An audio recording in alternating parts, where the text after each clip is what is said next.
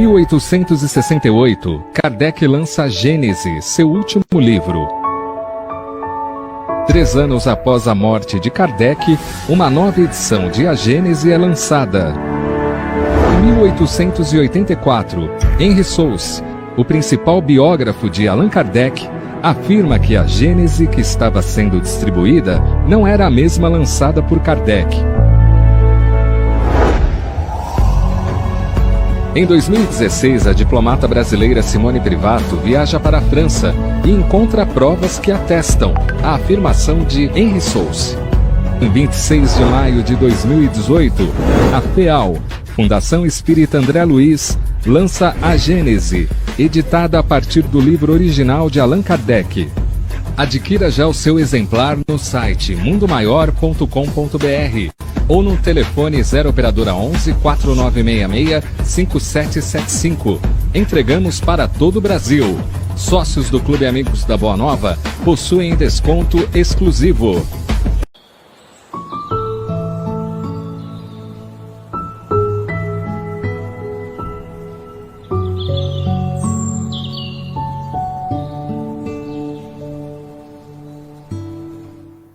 Boa noite, Ren. Boa noite. Tudo bem?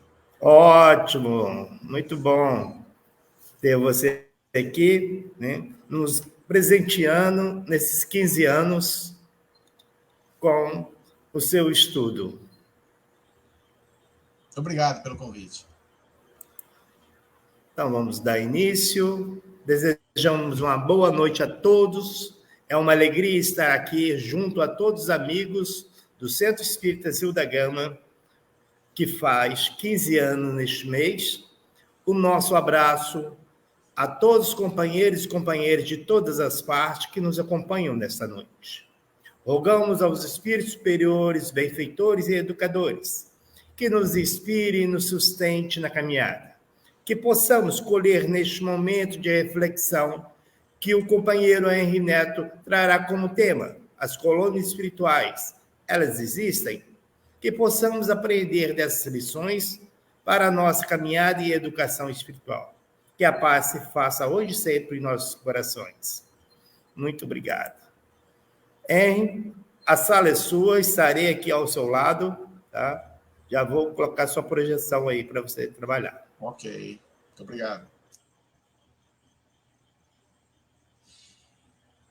Muito boa noite, agradeço demais o convite de estar aqui com vocês, né? Como sempre, é um prazer estudar Kardec, estudar toda a doutrina. Nós sempre estamos estudando a Revista Espírita, já lemos e relemos 2 vezes, e a Revista Espírita é um tesouro que Kardec deixou para nós. E esse assunto, ele é doutrinário? Existem divergências? Kardec falou em colônias, Kardec negou colônias, uns dizem que sim, outros dizem que não. Por que a gente não vai exatamente agora nos textos para ver o que está acontecendo? Existe mesmo? Esse conceito é devido a um livro que existe no Brasil chamado Nosso Lar, que todo mundo no Brasil leu. Nós vamos aqui apenas falar sobre o conceito e deixamos bem claro que não estamos aqui para falar do médium e nem do espírito. Apenas falaremos da ideia das colônias, que, infelizmente, não pertence ao espiritismo, pois tem divergências filosóficas que são muito, muito grandes. Então, vamos lá. Dentro dos textos, o primeiro texto que eu trago para vocês é o texto do Livro dos Espíritos. Logo no começo, na vida espírita, a pergunta 87 é feita aos espíritos superiores. Ocupam os espíritos uma região determinada e circunscrita no espaço? Estão por toda parte. Povoam infinitamente os espaços infinitos. Então, aqui a gente já vê que logo no começo do Livro dos Espíritos, a gente já tem uma negação com relação a um lugar determinado. Circunscrito é uma região circulada por muros, como é o nosso lar no livro, literalmente dizendo que existem muros para que os espíritos não penetrem lá. Então, só o fato de existir esses muros já é contra o Livro dos Espíritos. E na 1012, quer dizer, Kardec começa perguntando, e no finalzinho do Livro dos Espíritos, na segunda edição já, né, que é a 1012, ele faz outra pergunta. Haverá no universo lugares circunscritos para as penas e gozos do Espírito segundo o seu merecimento? E eles voltam a responder. Já respondemos na 87, ou seja, lá no começo, essa pergunta. As penas e os gozos são inerentes ao grau de imperfeição dos espíritos. Não tem nada a ver com o lugar, tá? E cada um tira de si mesmo o princípio de sua felicidade ou de sua desgraça. Como eles estão por toda parte, nenhum lugar circunscrito ou fechado existe especialmente destinado a uma ou outra coisa. Então, felicidade, infelicidade é um conceito de estado de espírito. Não depende do lugar onde o espírito esteja. O espírito pode estar num lugar belíssimo, no mar, com sol, e está totalmente no inferno, entre aspas, que não existe inferno. Então, não é um lugar onde ele está que vai determinar o seu estado de felicidade e de sofrimento moral, porque o espírito não tem sofrimento físico, como tem no livro nosso lá, que ele vai ficar no umbral, que é também outro conceito equivocado, onde ele vai ter sofrimento físico, vai ter fome, vai ter uma série de coisas que também é contra o livro dos Espíritos, porque tudo para o Espiritismo, o sofrimento do espírito é moral, não é físico, tá bom? Então é bom que a gente comece a distinguir essas coisas. Na 1012A tem outra coisa interessante. De acordo, então, com o que vim de dizer, o inferno e o paraíso não existem tais como o homem os imagina. Então, aqui Kardec já está indo mais profundamente. São simples alegoria, diz os espíritos. Por toda parte há espíritos ditosos e desditosos. Entretanto, conforme também já dizemos, os espíritos de uma mesma ordem se reúnem por simpatia. Então, eles estão em todos os lugares, né? E onde é que os espíritos costumam ficar logo depois do desencarne? Eles ficam, a maioria, ainda quando estão em perturbação, perto da família, da casa, um lugar onde eles se sintam bem. Mas eles estão materializados, estão apegados à matéria ainda, né? E aí eles continuam, a localização absoluta das regiões, das penas e das recompensas, só na imaginação do homem existe. Só na imaginação. Na 1017, ele vai mais ainda. Por que Kardec enfatizou tanto isso no Livro dos Espíritos no começo do trabalho da codificação? Porque existia uma crença muito forte na época de lugares, cidades astrais, céu e inferno, e isso foi devido a um médium chamado Swedenborg, tá? Que foi muito antes, um século antes de Kardec, e ele escreveu livros e as pessoas criaram igrejas a partir deste médium, dos pensamentos desse médium. Tá?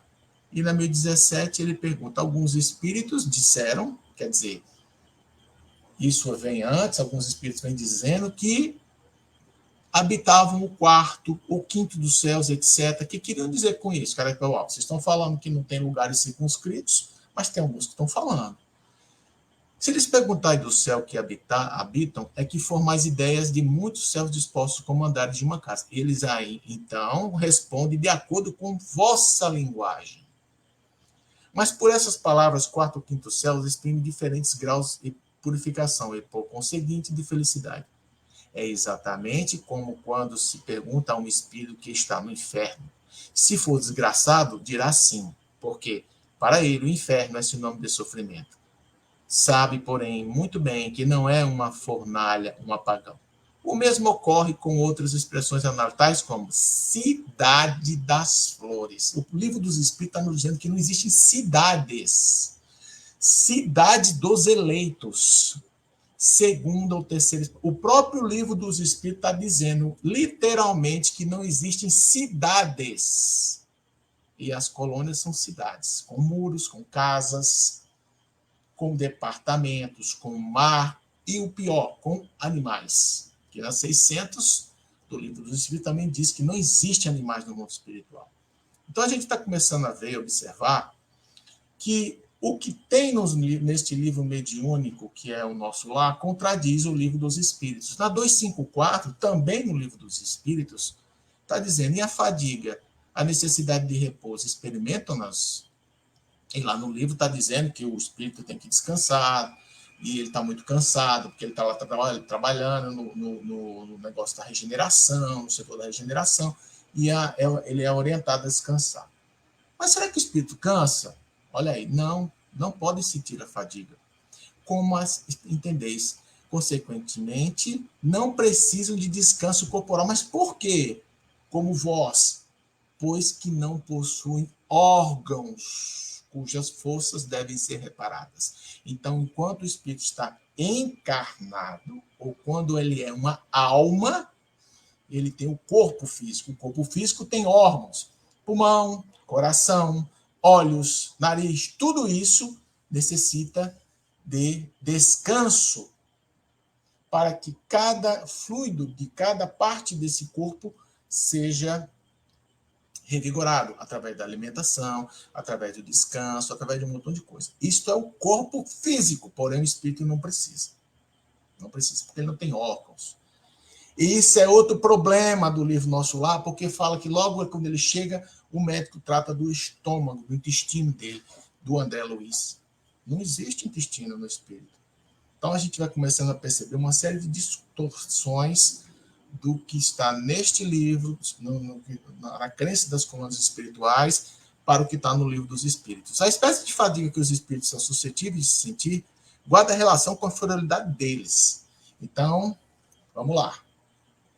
Eu participei de 5 anos de reuniões mediúnicas e muitos espíritos chegavam para mim e diziam assim: eu estou com muita sede, me ajuda, eu estou com muito frio. Ué, é porque são muito inferiores. Estão precisando de ajuda.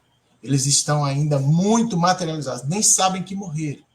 Então, a obrigação do espírita, a obrigação do esclarecedor, ou dialogador, ou como quer que seja, que chamem, é esclarecimento. Então, se eu chegar para esse espírito e dizer assim, olha, você toma aqui uma aguinha, eu estou alimentando uma ilusão. E quando este livro diz que você vai para um lugar, uma cidade, chega lá, você vai ficar num quarto, você vai tomar uma sopinha, você vai se alimentar, você vai ter uma vida material, ele está alimentando uma ilusão. Porque o mundo espiritual não é igual ao mundo material. De jeito nenhum. Tá certo? Então, vamos lá. Olhem o que diz Swedenborg. Grande um detalhe interessante é que muitos consideram Swedenborg, foi bem antes do século de Kardec, como se fosse um precursor do espiritismo. Infelizmente estão equivocados. Por que eles estão equivocados? Por causa de um livro de Arthur Conan Doyle, que foi o escritor de Sherlock Holmes, que era presidente da Sociedade Espírita Internacional no começo desse século. E o Conan Doyle escreveu esse livro em 1929, que o original é a história do espiritualismo. Porque os ingleses e americanos são diferentes do francês, que é o espiritismo que nós aprendemos. E o que os espiritualistas da escola americana, que Kardec chamou lá na Revista Espírita de 1864, diferem de nós? Eles não acreditam na reencarnação. É muito grande. Então, o Arthur Conan Doyle, né, fala no primeiro capítulo desse livro e descreve o que é o trabalho do Swedenborg. Então, ele está lá dizendo, ó, tem uma atmosfera evangélica, tem teologia, quer dizer, é um material religioso. Considera a igreja uma absoluta necessidade. Enquanto Kardec fala assim, que fora da caridade não há salvação, a igreja diz que fora da igreja não há salvação. A mesma coisa que o Swedenborg está dizendo, que a igreja é uma necessidade. E olha o que mais que o Swedenborg fala. Nessas esferas, verificou que o cenário e as condições deste mundo eram produzidos fielmente. Então, o Swedenborg está dizendo, ó, essas cidades que tem lá igual as daqui. Tá? Havia o casamento sobre a forma de união espiritual. Existem livros assim que falam que os espíritos têm casamento no mundo espiritual. Então, a gente está vendo que é uma fórmula que já era conhecida antes de Kardec. Então, essa história de dizer que Kardec não conhecia isso, ele conhecia sim. Porque ele conhecia essa igreja de Swedenborg. Então, toda essa teoria aqui que vocês estão vendo, Kardec sabia, porque isso é antes dele. Tá? Então, o que aconteceu? Aí, Kardec, já envolvido com a codificação na Revista Espírita de novembro de 1859, ela evoca o Swedenborg, porque todo mundo achava um médico extraordinário, lia o livro dele, e aí ele diz assim, Kardec, ele cometeu um equívoco perfeitamente perdoável, tendo em vista sua inexperiência nas coisas do mundo oculto, ou de aceitar muito cegamente tudo quanto lhe era ditado, sem submeter ao controle severo da razão. Se tivesse pesado naturalmente os prós e os contras, teria reconhecido princípios inconciliáveis com a lógica, por menos rigorosa que ele fosse. Hoje, na época de Kardec, provavelmente não teria caído na mesma falta. Kardec está dizendo que ele foi enganado. Certo? E olha só, seus próprios erros devem ser ensinamentos para os médios demasiados crédulos, de que certos espíritos procuram fascinar, lisonjeando-os a vaidade, os preconceitos por uma linguagem pomposa e de aparência enganadora. Então, a gente está vendo que Kardec sabia disso. A minha moral, isso é o Swedenborg falando na evocação espírita, e a minha doutrina não estão isentas de grandes erros. E ele falou em cidades, falou em casamento, falou... se você for ler os livros lá, ele vai ter um livro chamado A Jerusalém Astral, né? Deus é muito justo, né? E que hoje eu reconheço. Ainda as penas não são eternas, que ele falava que era, bem o vejo. Deus é muito justo, é muito bom. Isso é Swedenborg.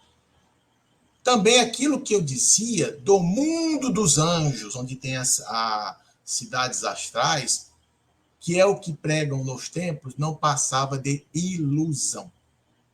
Ilusão dos meus sentidos. De boa fé eu julgava ver o que disse, mas me enganei. Então o Swedenborg está negando tudo, e neste artigo Kardec nega cidades astrais, Kardec nega casamento, ele pega toda essa parte da teoria. Então, se você acredita nessas coisas do Swedenborg, então você, a partir de agora, com o Espiritismo, você deixa para lá. E aí, Kardec pergunta, qual foi o Espírito que vos apareceu e disse ser o próprio Deus? Era realmente Deus? Não. Acreditei no que me dizia, porque nele vi um ser sobre-humano e por isso fiquei lisonjeado. O fundamento da vossa doutrina repousa sobre as correspondências. Ainda acreditais nessas relações que descobris entre a coisa do mundo material e a coisa do mundo moral? Não, é uma ficção. Então, em novembro de 1859, Kardec fecha com essa comunicação a negação das cidades espirituais.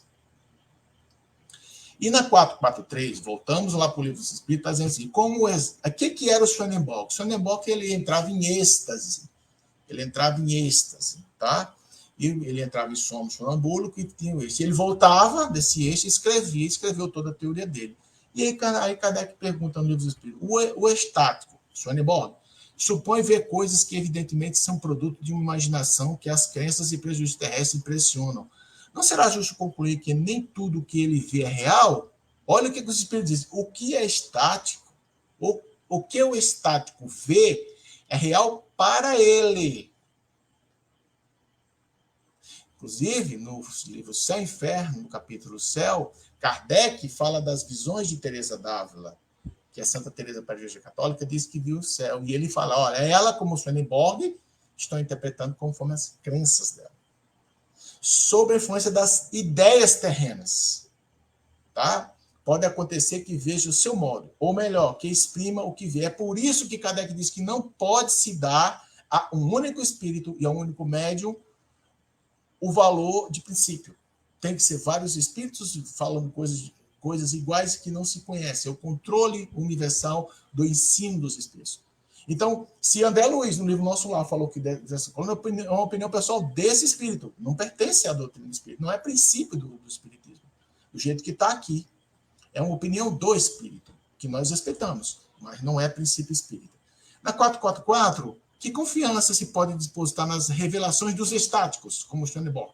O estático está sujeito a enganar-se muito frequentemente, sobretudo quando pretende penetrar no que deva continuar a ser um mistério para o homem. Por quê? Então, se deixa levar pela corrente das suas próprias ideias, ou se torna joguete de espíritos mistificadores que se aproveitam do seu entusiasmo para fasciná-lo. Então, cuidado com esse pessoal que até hoje fala, né, esses médicos que falam que fazem viagem astrais. Cuidado. porque eles vão estar interpretando conforme suas crenças. Se esses médios leem o livro Nosso Lar, eles vão dizer que estiveram em Colônias. Por isso que eles dizem, não, eu estive lá em Colônias. Teve mesmo? Uma questão que a gente deve... Né? Como é que eu vou trocar uma coisa que está no livro dos Espíritos para a opinião de um estático desse? E lá no livro Céu e Inferno, tá? Do inferno pagão e do cristão, olha o que Kardec fala. Mas há teólogos mais arrojados ou mais esclarecidos que fazem do inferno descrições mais detalhadas, mais variadas e mais completas.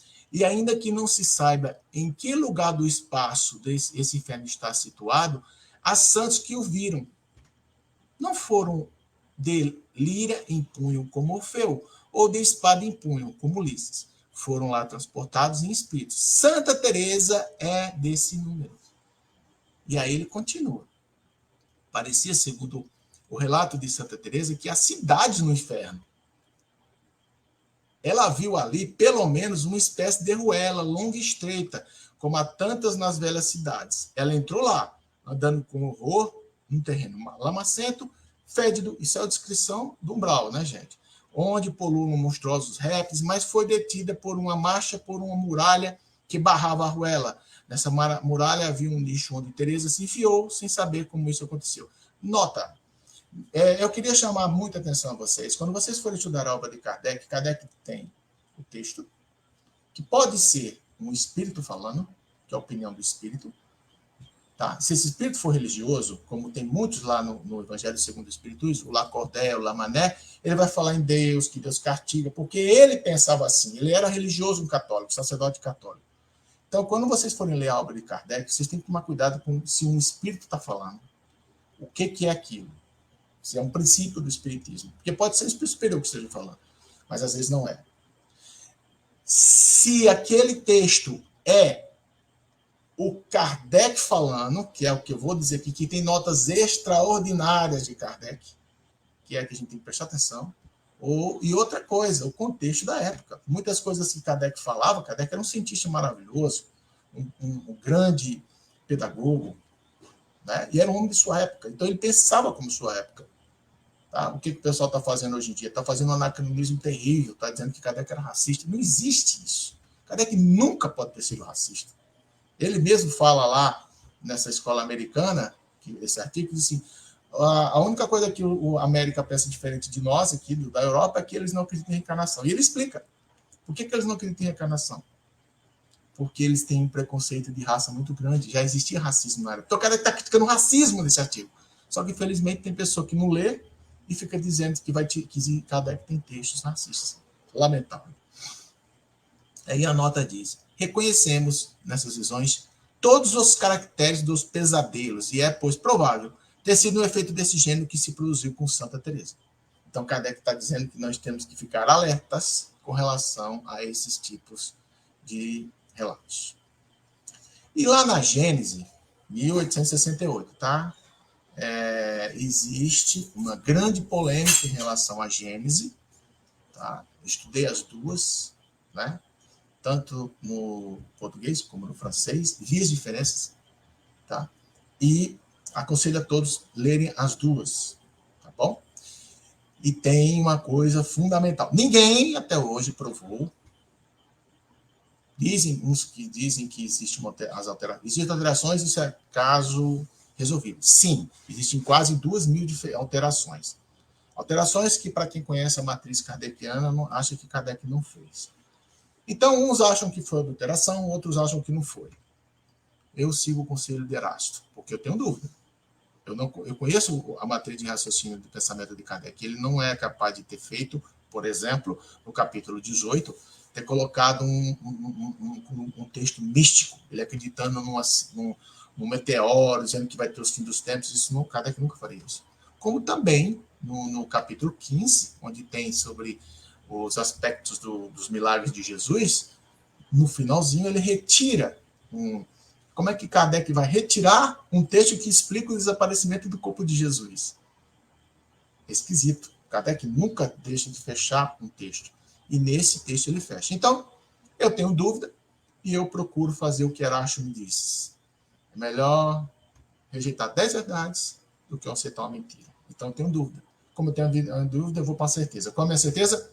A Gênesis 1868, que eu tenho certeza absoluta que foi Kardec, tá bom? Então, lá na Gênesis está dizendo o seguinte, lá no item, no capítulo 14, fluidos. A visão espiritual, item 27, é necessariamente incompleta e imperfeita. Entre os espíritos encarnados e, por consequência, sujeita a aberrações. Tendo seu centro na própria alma, o estado da alma deve influir sobre as percepções que propicia, conforme o grau de seu desenvolvimento, as circunstâncias e o estado moral do indivíduo que pode dar, seja no sono, seja no estado de vigília. É assim que o pensamento de pessoas fortemente imbuídas e preocupadas com certas crenças religiosas lhes apresenta o inferno, suas caldeiras, suas torturas, seus demônios, né, como o próprio umbral também, tais quais se as figuram, por vezes, toda uma epopeia. Os pagões viam o Olimpo, o Tártaro, como os cristãos viam o inferno e o paraíso. Se, ao despertar ou sair do êxtase, estas pessoas conservam uma lembrança precisa de suas visões, essas se tornam realidades e confirmações de sua crença, embora isto seja apenas o produto de seus próprios pensamentos. Reflitam sobre isso. Quando um médium dizer que faz, eu vi coluna espiritual, eu provo porque eu fui lá. Foi mesmo? Reflitam sobre isso. Após uma escolha muito rigorosa a fazer nas visões estáticas, antes de aceitá-las, o remédio é excessiva credulidade. Né? O remédio à excessiva credulidade sobre essas relações é o estudo das leis que regem o mundo espiritual. Então, se você estuda Allan Kardec, se você consegue e entende os 14 princípios do Espiritismo, Deus, Espírito e Matéria, né? A mediunidade, a pluralidade dos mundos, são 14 princípios. Se você estudou isso, você está forte doutrinariamente, você não aceita qualquer coisa. E a nota de Kardec. É assim que se pode explicar. As visões da irmã Emerick, que se reportando ao tempo da paixão de Cristo, disse que viu coisas materiais que nunca existiram senão nos livros que lera. Aquela da senhora Camille, Revista Espírita de 66, e uma parte daquela de Swanenborg. Então, aqui na Gênesis, de novo, Kardec dizendo, Swanenborg errou. Ele viu coisas e relatou errado. Tá? E aí, voltando para 59, vocês vejam que eu estou fazendo isso. Eu pego o Livro dos Espíritos, tem um artigo lá. Tem alguns artigos. Fui para a Gênesis, e agora eu vou voltar na Revista Espírita, que tem um artigo fabuloso que se chama Mobiliário do Além-Túmulo. Porque tem gente que fala assim, não, mas a gente está falando que a gente tem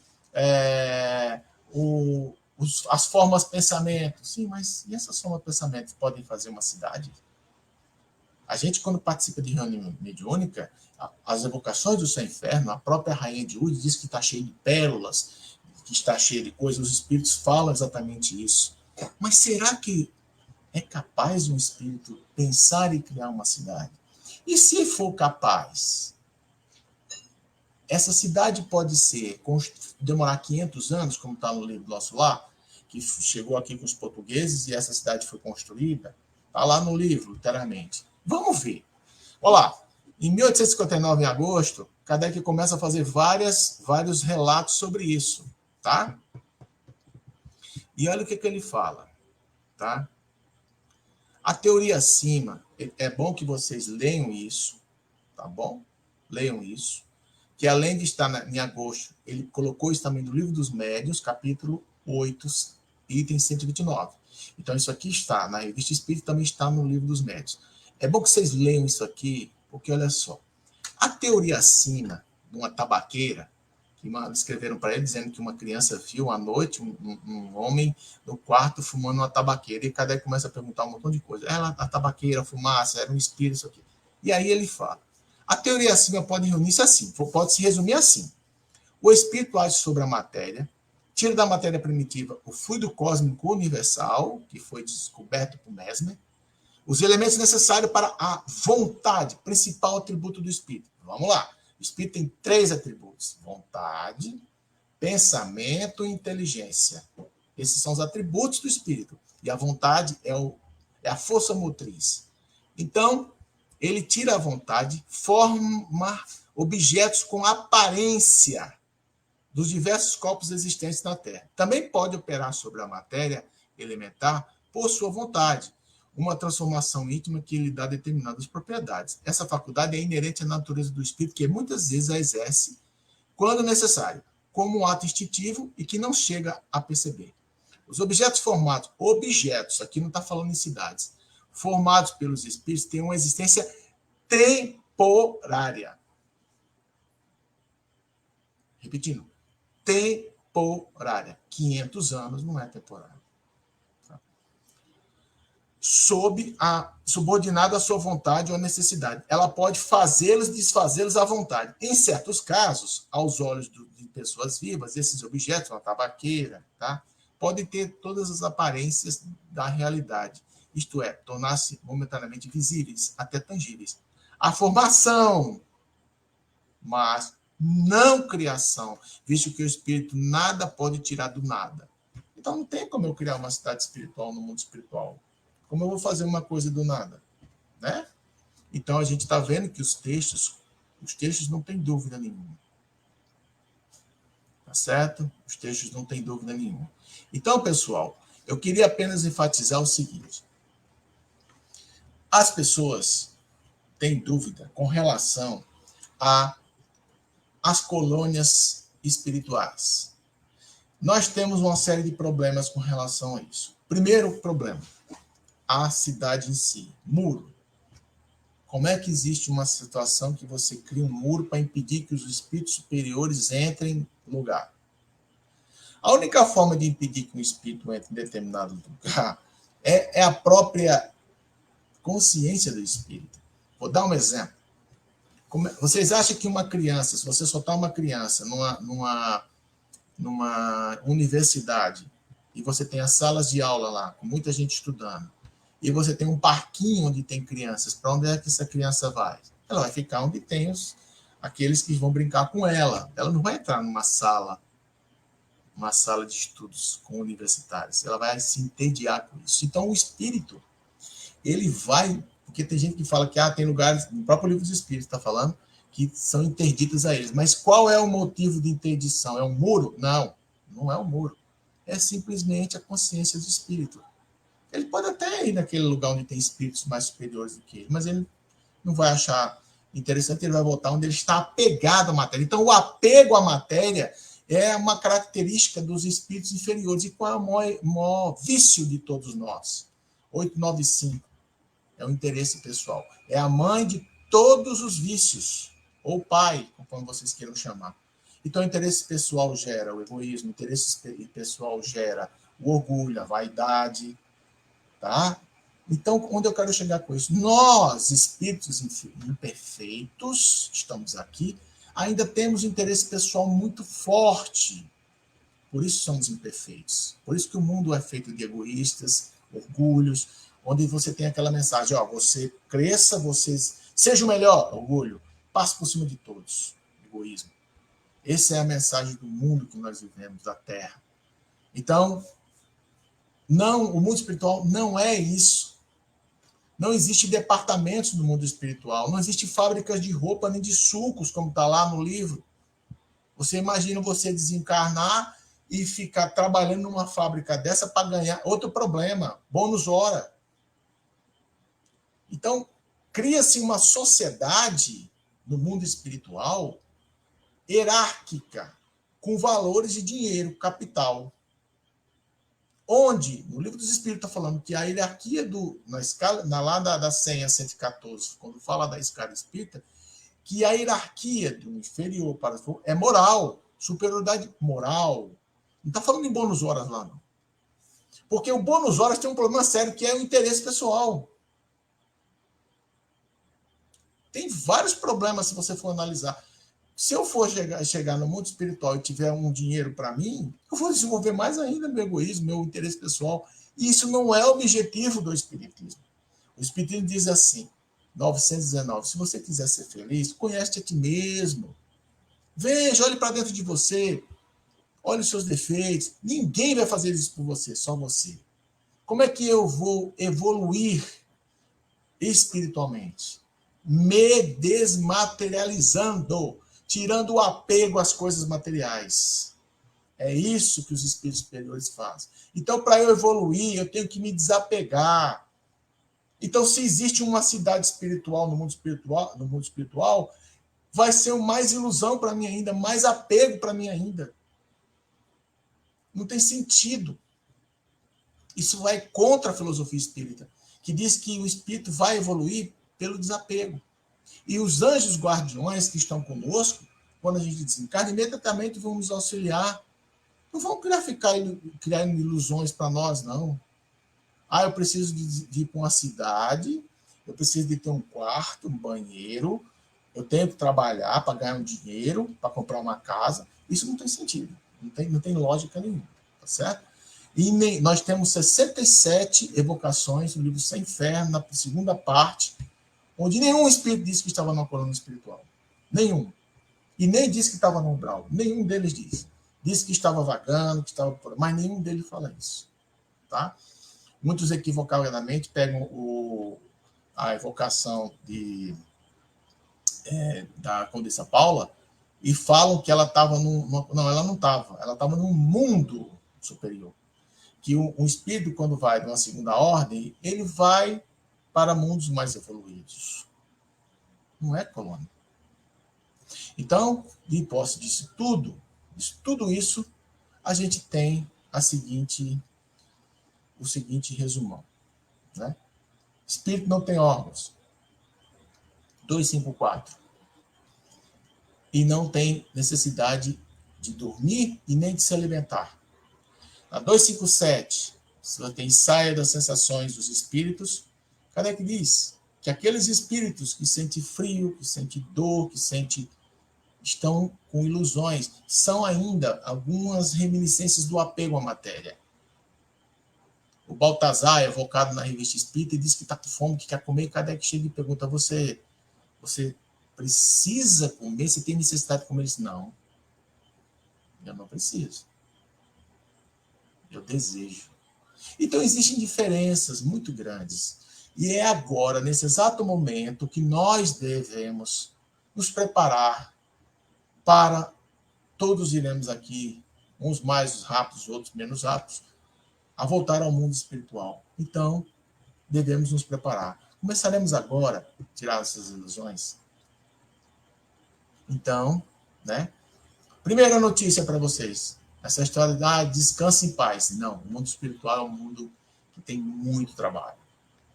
Você não vai ter condição de ficar numa cidade contemplando, numa praça, ouvindo música, não. Sabe por quê, gente? Você vai ter que, na hora que você desencarna, você vai ter uma perturbação. Todos temos, uns mais, outros menos. Quando você ganhar a consciência de espírito, não, eu morri, eu estou aqui, imediatamente os espíritos familiares se aproximam de você e tem um anjo guardião. E aí você vai fazer, você próprio, junto com a ajuda desses espíritos, uma avaliação. Puxa, essa reencarnação, o que foi que aconteceu? Eu consegui evoluir? Não, se eu não conseguir, o que eu vou fazer? Aí é que está o detalhe. Nesta hora, você faz uma autoanálise, porque a matéria não está te influenciando. E quando você está encarnado, a matéria te influencia, você tem que trabalhar para sobreviver, para comer, você tem que ter uma profissão, você tem que ganhar dinheiro para sobreviver. E a matéria ainda está muito próximo de você, ainda está muito...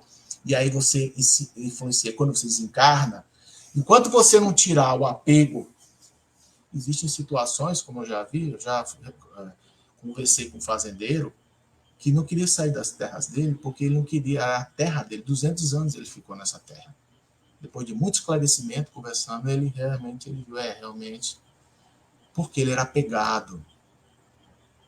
Então, o umbral não é um lugar. O umbral é esse apego que você tem. E você vai ficar preso. As mães ficam presas aos filhos. Tem invocação do livro Céu e Inferno, a mãe e o filho. Vão lá ver o que aconteceu. O filho morre. O filho era um espírito mais evoluído que a mãe. E o que aconteceu com a mãe? Se matou logo em seguida. E tem todo o estudo disso. Ela não disse que estava no umbral. E outra coisa também equivocada, devido a um livro, que é o Memórias de um Suicida, que eu li também, e que tem muita coisa equivocada. Tá? É uma cópia do nosso lar, só que com problemas muito maiores. E nesse livro você pega o suicídio e condena. Gente, vão lá no seu inferno, vejam lá o espírito Feliciano. Se matou e estava lá tranquilão. Como é que pode? Não é todo suicida que dá um tiro na cabeça e fica perturbado e volta com doença na cabeça. Isso não existe, pessoal.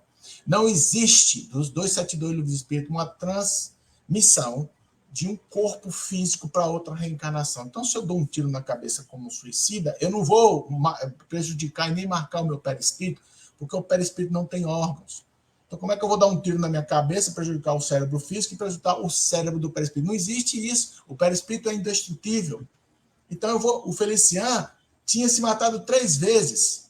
E a prova dele era vencer o suicídio. Mas estava lá tranquilo. Como é que pode?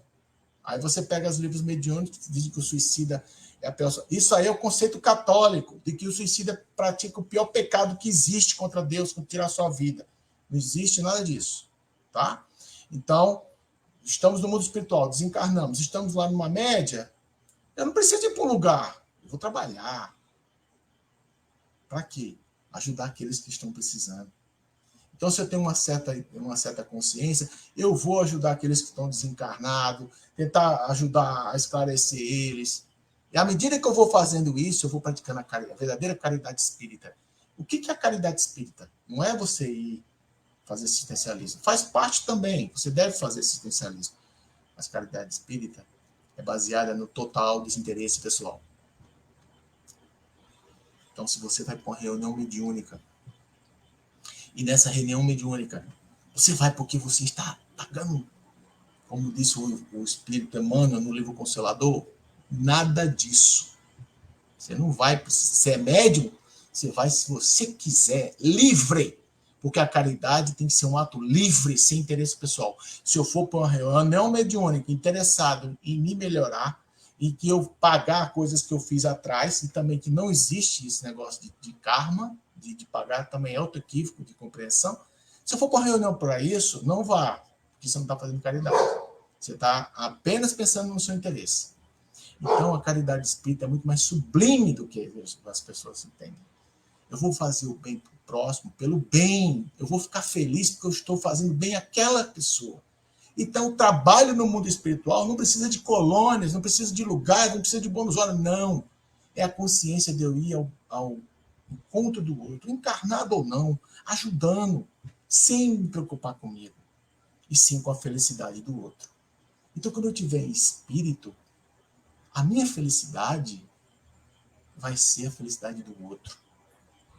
Quando eu for ajudar aquele irmão que está encarnado, que está precisando de ajuda, e de repente eu posso ganhar uma missão. Quando eu for subir de ordem, a primeira coisa que a gente ganha quando vai para a segunda ordem é ser o anjo guardião. Eu só vou poder ser um anjo guardião de um espírito mais inferior do que eu. E eu tenho vários espíritos de segunda ordem ajudando a todos. É este o maravilhoso mundo e o maravilhoso trabalho do mundo espiritual. Ninguém tem tempo de ficar em cidade. Os espíritos vão de planeta em planeta, o tempo todo ajudando todos os irmãos. Porque mais de 99% das pessoas que desencarnam nesse planeta não sabem nem o que é um espírito, são materialistas. Esses espíritos, quando saem, quando veem o mundo espiritual, ficam perturbadíssimos. Tá? Muitos livros mediúnicos chegam e falam: existem hospitais no mundo espiritual. Não, o espírito estava no hospital. E pensou que aquele era o mundo espiritual. Então a gente tem que tomar cuidado para que agora a gente seja esclarecido. Agora. E aí você vai entrar no mundo espiritual mais consciente. Não vamos ficar acreditando em historinha de colônia, de uma cidade. Não existe, porque isso daí é a crença católica do céu, que Kardec combate no livro do Céu e Inferno. Então, o problema das cidades espirituais é o problema filosófico, é equivocado. Porque bota o mundo material, o espiritual, como um mundo material. O espírito não tem necessidades físicas, apenas morais. Quando ele tem a consciência, ele vai dizer: não, agora eu vou poder ajudar o meu irmão. E é só assim que a gente consegue. Então, eu agradeço a vocês por terem me chamado aqui. Estarei sempre à disposição para começar a tentar plantar essa sementinha de consciência e pedir a vocês: leiam a obra de Allan Kardec. É a única que está o verdadeiro espiritismo. É nesta obra, nas 32 obras de Allan Kardec, é que a gente vai ter o verdadeiro espiritismo. E aqueles que puderem ler a Revista Espírita, não deixem de ler. Por quê? Esse é o maior tesouro do espiritismo. Muito obrigado, uma boa noite a todos vocês. Eu estou aqui para a disposição. Muito bom, Henry. Né? O povo ficou encantado com as suas informações. Mais uma vez, agradeço o seu carinho, a sua atenção, né, ao nosso convite. Tá? E como não houve nenhuma pergunta, né, nós vamos encerrando, convidando a todos a fechar os olhos, abrir o coração e agradecermos. Senhor, humildemente reunidos sobre a árvore da prece, agradecemos o dia que tivemos, os irmãos encarnados e desencarnados que o Senhor trouxe até o nosso coração, que possam eles, Senhor, receberem as energias necessárias para o seu erguimento moral, como também a todos aqueles que estão chorosos, tristes, amargurados, perturbados, aqueles que estão registrados no caderno de nosso coração, possa chegar a eles essas energias balsâmicas de paz, amor e justiça. Obrigado a Zilda Gama, mentora espiritual de nossa casa, a Jesus e ao Pai, e a todos vocês que participaram conosco nesta noite. Muito obrigado. Obrigado, Henry, mais uma vez. Até mais, uma boa noite e assim seja. Assim seja. Um abraço, querido. Audio